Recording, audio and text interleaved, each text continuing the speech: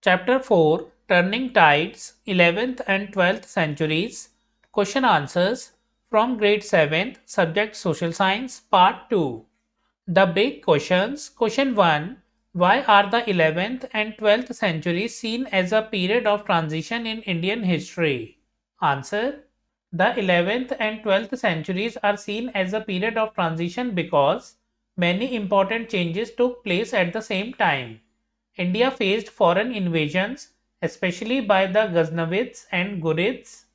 Old political systems weakened and new powers emerged. North India moved towards foreign rule, while South India and Eastern India remained strong. Many centers of learning were destroyed, but art, science, and literature continued to flourish. This period marked the end of early medieval India and the beginning of a new political phase. Question 2. Which new powers emerged during this period? What were the essential features of their economic, military, and administrative systems? Answer. New powers that emerged: Ghaznavids, Ghurids, Cholas, Hoysalas, Kakatiyas, Paramaras, Sena dynasty. Essential features: economic system. Agriculture was the main source of income. Trade flourished through land and sea routes. Temples acted as economic centers. Military system. Strong armies with cavalry and war elephants. Ghaznavids and Ghurids used fast horsemen. Cholas had a powerful navy. Administrative system. Kings ruled with the help of ministers. Local administration and village assemblies were important. Land grants were given to temples and officials. Question 3. What high accomplishments in art, architecture, literature, science, etc. do we come across during this period? Answer. Despite political instability, this period saw great cultural achievements. Architecture. Brihadishwara Temple, Cholas, Hoysala temples at Belur and Halebidu, Sun Temple at Konark. Art. Bronze sculptures of the Cholas, temple carvings and paintings. Literature. Gita Govindam by Jayadeva, religious and philosophical texts. Science and mathematics, works of Bhaskaracharya in algebra and astronomy. Philosophy, teachings of Shankaracharya and Ramanujacharya. Let's explore page 100. Observe the sketch of the Khyber Pass, figure 4.3. What kind of terrain does it depict? Answer. The sketch shows a narrow, rocky mountain pass with steep slopes. It appears rough and difficult to cross. Question 2. What advantages would it offer to an army trying to reach the Indus Plains, but also what dangers? Answer. Advantages: direct route to the Indus Plains, strategic entry point into India, surprise attacks were possible. Dangers: narrow paths made movement slow, easy for defenders to ambush attackers, harsh climate and lack of supplies. Question 3. Thinking of the caravans of traders that passed through the Khyber Pass for many centuries, let's ask the same questions about the advantages as well as dangers. Answer. Advantages and dangers for traders and caravans. Advantages: shortest trade route between Central Asia and India, connected major markets. Dangers: risk of robber attacks, difficult terrain, extreme weather conditions. Think about it, page 101. We will meet later in this chapter the Persian scholar Al-Biruni, who accompanied Mahmud in some of his campaigns. He wrote in his memoirs on India, the Hindu Shahiya dynasty is now extinct, and of the whole house there is no longer the slightest remnant in existence. We must say that in all their grandeur, they never slackened in the ardent desire of doing that which is good and right, that they were men of noble sentiment and noble bearing. What conclusions can we draw from this remark by someone in Mahmud's entourage? Answer. Al-Biruni's statement shows that the Hindu Shahi rulers were honorable and just. Even enemies respected their moral values. The dynasty fell due to military defeat, not moral weakness. His account is reliable because he wrote objectively even while accompanying Mahmud. Let's explore page 103. In later centuries, the Somnath temple were rebuilt and destroyed again several times. The existing temple was built in 1950 and inaugurated the next year by the then President of India Rajendra Prasad. Why do you think it was decided to fund the construction entirely from public donations? Answer: the temple was rebuilt through public donations because it symbolized national pride and cultural heritage. Public funding showed people's collective respect for history. It avoided political or religious controversy. It represented unity and shared responsibility.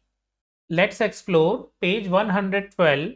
In the painting figure 4.14, can you make out who is the king and who is the guru? What does the king's posture and general attitude express?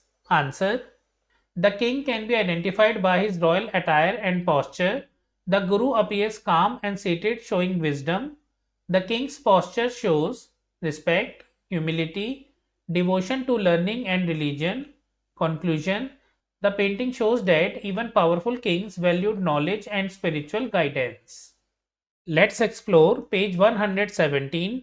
Writing some 60 years after Bakhtiyar Khilji's campaign through Bihar, the historian Minhaj al-Siraj Juzjani recorded in his Tabakat-e-Nasiri how Bakhtiyar's forces captured a fortress and acquired great booty.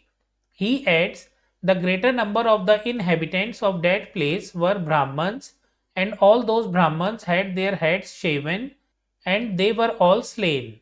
There were a great number of books there. It was found that the whole of that fortress and city was a college, and in their tongue they call a college Bihar.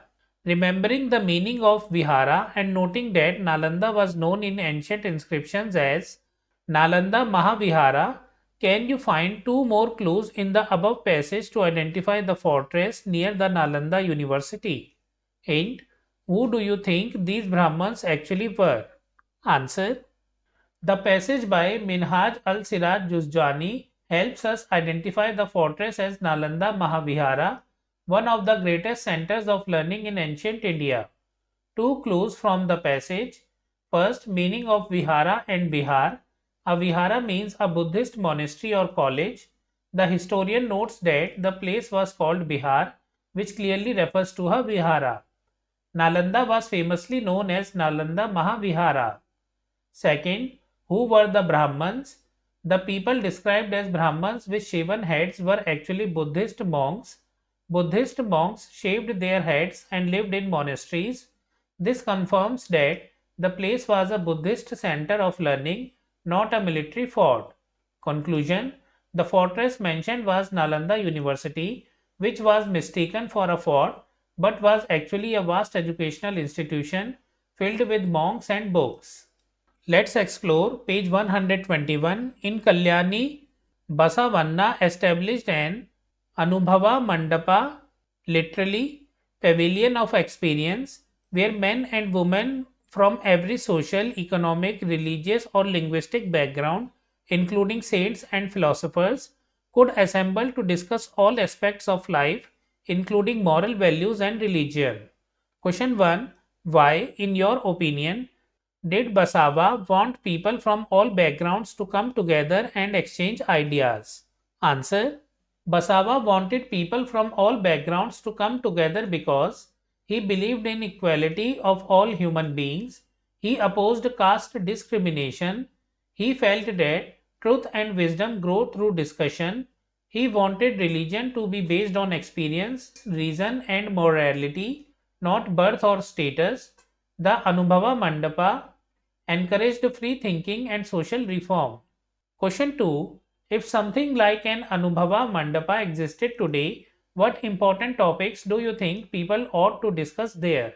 Answer: if such a forum existed today, people should discuss equality and social justice, gender equality, environmental protection, education for all, religious tolerance, ethical use of technology, poverty and unemployment.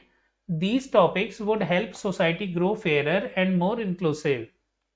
Question 3. What lessons can we draw from the Anubhava Mandapa spirit to create a just and civil society today? Answer.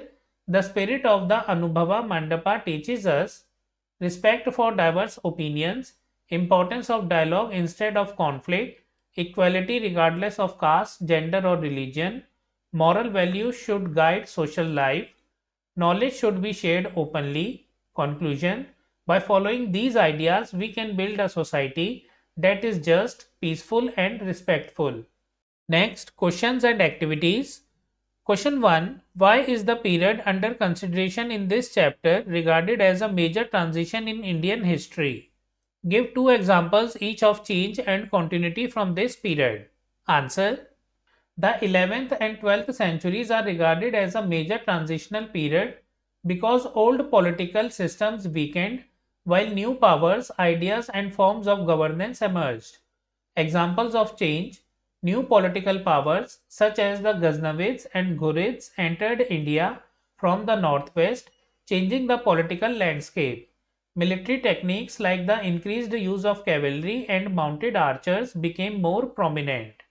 Examples of continuity: temple building traditions continued, seen in temples like Brihadishwara, Kandariya Mahadeva, and Konark.